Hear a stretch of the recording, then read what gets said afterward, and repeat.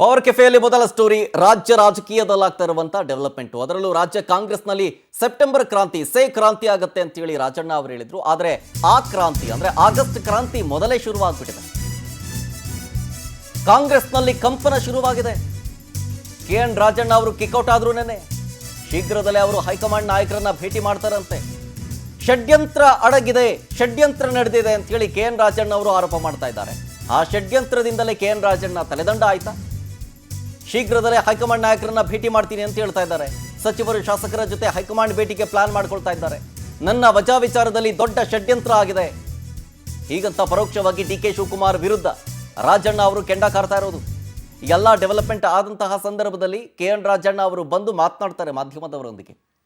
ಷಡ್ಯಂತ್ರ ಅಡಗಿದೆ. ಈಗ ನಾನು ಮಾಜಿ ಸಚಿವನಾಗಿ ಹೇಳಿಕೆ ಕೊಡ್ತಾ ಇರೋದು ಖುಷಿ ತರ್ತಾ ಇದೆ.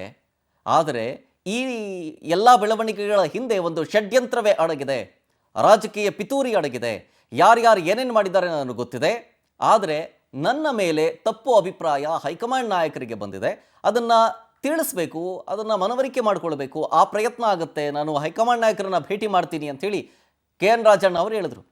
ಆದರೆ ಅವತ್ತು ಕೊಟ್ಟಂಥ ಸ್ಟೇಟ್ಮೆಂಟು ಸದನದಲ್ಲಿ ಸೆಪ್ಟೆಂಬರ್ ಕ್ರಾಂತಿ ಆಗುತ್ತೆ, ಸದನದಲ್ಲಿ ಒಂದಷ್ಟು ವಿಚಾರಗಳನ್ನು ಪ್ರಸ್ತಾಪ ಮಾಡಿದ ನಂತರ ಹೊರಗೆ ಬಂದರು.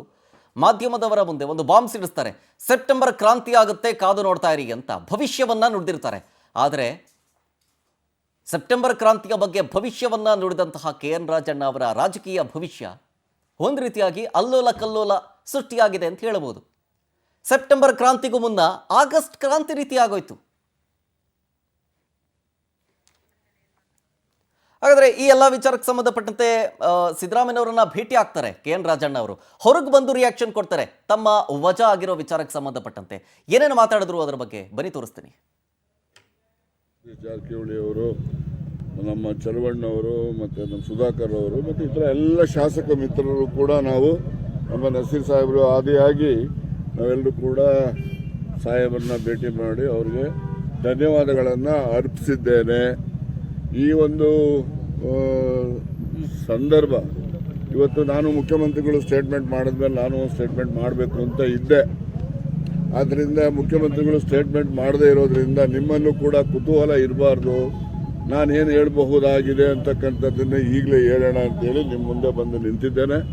ಡ್ರಾಪ್ ಮಾಡಬೇಕು ಅಂತಕ್ಕಂಥದ್ದು ಹೈಕಮಾಂಡ್ನ ನಿರ್ಧಾರದಂತೆ ಮುಖ್ಯಮಂತ್ರಿಗಳು ಪತ್ರವನ್ನು ಗವರ್ನರ್ ಅವರಿಗೆ ಕಳಿಸಿರ್ತಾರೆ. ಆ ಪತ್ರದ ಆಧಾರದ ಮೇಲೆ ಗವರ್ನರ್ ಅವರು ಕೂಡ ಮಾಡಿರ್ತಾರೆ.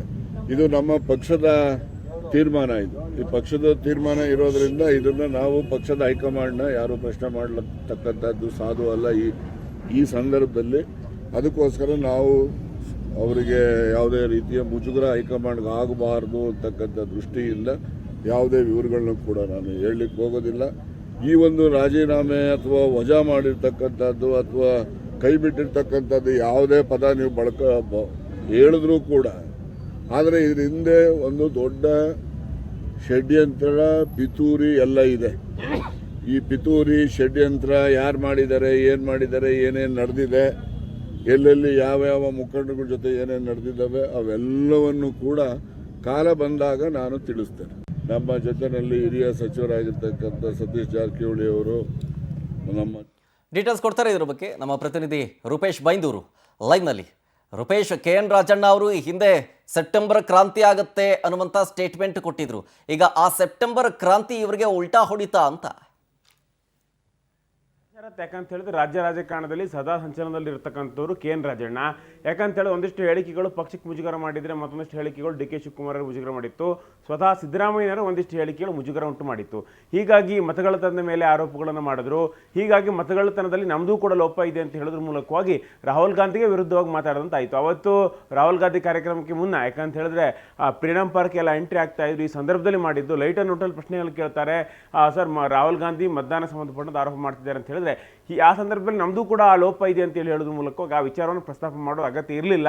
ಸುಖಾಸುಮ್ಮನೆ ವಿವಾದವನ್ನು ಸೃಷ್ಟಿ ಮಾಡಿದ್ದಾರೆ. ಹೀಗಾಗಿ ದೇಶಾದ್ಯಂತ ಯಾಕಂತ ಹೇಳಿದ್ರೆ ಈಗ ಕಾಂಗ್ರೆಸ್ಗೆ BJP ವಿರುದ್ಧವಾಗಿ ಹೋರಾಟ ಮಾಡಲಿಕ್ಕೆ ಸಾಕಷ್ಟು ಅಸ್ತ್ರಗಳಿಲ್ಲ. ಯಾಕಂದರೆ ಭ್ರಷ್ಟಾಚಾರದ ಅಸ್ತ್ರಗಳು ಇಲ್ಲವೇ ಇಲ್ಲ.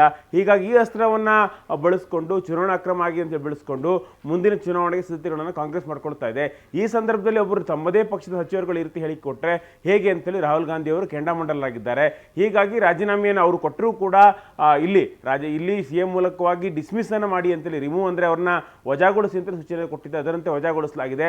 ಒಟ್ಟಾರೆಯಾಗಿ ಇಲ್ಲಿ KN ರಾಜಣ್ಣ ಅವರ ಹೇಳಿಕೆಗಳೇ ಅವರಿಗೆ ಮುಳುವಾಗಿರ್ತಕ್ಕಂಥದ್ದು. ಹೀಗಾಗಿ ಸಾಕಷ್ಟು ಒಂದು ಪ್ರಯತ್ನಗಳನ್ನು ಮಾಡೋದು ಸಚಿವ ಸ್ಥಾನ ಉಳಿಸ್ಕೊಳ್ಬೇಕು ಅಂತೇಳಿ CM ಅವ್ರನ್ನ ಭೇಟಿ ಮಾಡಿದ್ರು, ಪರಮೇಶ್ವರ್ ಅವ್ರನ್ನ ಭೇಟಿ ಮಾಡಿದ್ರು. ಯಾವುದೇ ಪ್ರಯತ್ನ ಪಟ್ಟರು ಕೂಡ CM ಮೂಲಕ ಒತ್ತಡ ಹಾಕಿದ್ರು ಕೂಡ ಹೈಕಮಾಂಡ್ ಕೇಳುವ ಸ್ಥಿತಿ ಇರಲಿಲ್ಲ. ಹೀಗಾಗಿ KN ರಾಜಣ್ಣ ಅವ್ರನ್ನ ಉಚ್ಚಾಟನೆ ಮಾಡಲಾಗಿದೆ. ಇರ್ತಕ್ಕಂಥ ಪ್ರಶ್ನೆಗಳಿರ್ತಕ್ಕಂಥದ್ದು, ಕಾಂಗ್ರೆಸ್ ಒಂದು ಸಂದೇಶವನ್ನು ಕೊಟ್ಟಿದೆ. ಯಾಕಂದ್ರೆ ಹೈಕಮಾಂಡ್ ಯಾವುದೇ ಕಾರಣಕ್ಕೂ ಕೂಡ ವೀಕ್ ಅಲ್ಲ. ಈ ರೀತಿಯಾಗಿರ್ತಕ್ಕಂಥ ಸಂದರ್ಭಗಳು ಬಂದರೆ, ಯಾಕಂದ್ರೆ ಬೇಕಾಬಿಟ್ಟಿ ಮಾತಾಡಿದ್ದು ಕೂಡ ಇದೆ ಬೇರೆ ಬೇರೆ ಹೆಚ್ಚೇರುಗಳು. ಹೀಗಾಗಿ ಈ ರೀತಿ ಸಂದರ್ಭಗಳು ಬಂದರೆ ಯಾವುದೇ ರೀತಿ ಮುಲಾಜನ ತೋರಿಸೋದಿಲ್ಲ. ಯಾವತ್ತೂ ಕೂಡ ಹಿಂದೆ ಇಂದಿರಾ ಗಾಂಧಿ ಕಾಲದಲ್ಲಿ, ರಾಜೀವ್ ಗಾಂಧಿ ಕಾಲದಲ್ಲಿ ಯಾವ ರೀತಿ ಕಾಂಗ್ರೆಸ್ ಹೈಕಮಾಂಡ್ ಇದ್ದೆ ಅದೇ ವರ್ಚಸ್ಸನ್ನು ಇನ್ನೂ ಕೂಡ ಮುಂದುವರಿಸಿಕೊಂಡು ಬಂದಿದೆ. ಯಾವುದೇ ರಬ್ಬರ್ ಸ್ಟ್ಯಾಂಪ್ ಹೈಕಮಾಂಡ್ ಅಲ್ಲ ನಮ್ಮದು.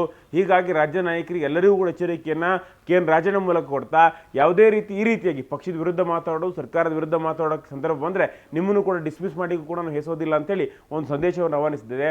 ಹೀಗಾಗಿ KN ರಾಜಣ್ಣ ಅವರ ಹೇಳಿಕೆಗಳು, ಯಾಕಂತ ಹೇಳಿದ್ರೆ ಅದು ಸಿದ್ದರಾಮಯ್ಯರಿಗೆ ಪ್ಲಸ್ ಆಗಿರ್ಬೋದು, ಆದರೆ ಪಾರ್ಟಿ ಮಟ್ಟಿಗೆ ಹೇಳೋದಾದರೆ ಅದು ಕೂಡ ನಷ್ಟನೇ ಪಕ್ಷಕ್ಕೆ. ಹೀಗಾಗಿ ಎಲ್ಲ ಹೇಳಿಕೆ ಮುಗಿಸ್ಕೊಂಡು ಸೆಪ್ಟೆಂಬರ್ ಕ್ರಾಂತಿ, ಅಕ್ಟೋಬರ್ ಕ್ರಾಂತಿ, ನವೆಂಬರ್ ಕ್ರಾಂತಿ ಅಂದಿದ್ದಂಥ ರಾಜಣ್ಣ ಅವರಿಗೆ ಈಗ ರಾಹುಲ್ ಗಾಂಧಿ ಅವರು ದೊಡ್ಡ ಮಟ್ಟಕ್ಕೆ ಶಾಕ್ ಕೊಟ್ಟಿದ್ದಾರೆ ಅಂತೇಳಿ ಹೇಳ್ಬೋದು. ಶರತ್, ಥ್ಯಾಂಕ್ ಯು ರೂಪೇಶ್ ಡೀಟೇಲ್ಸ್ಗಾಗಿ.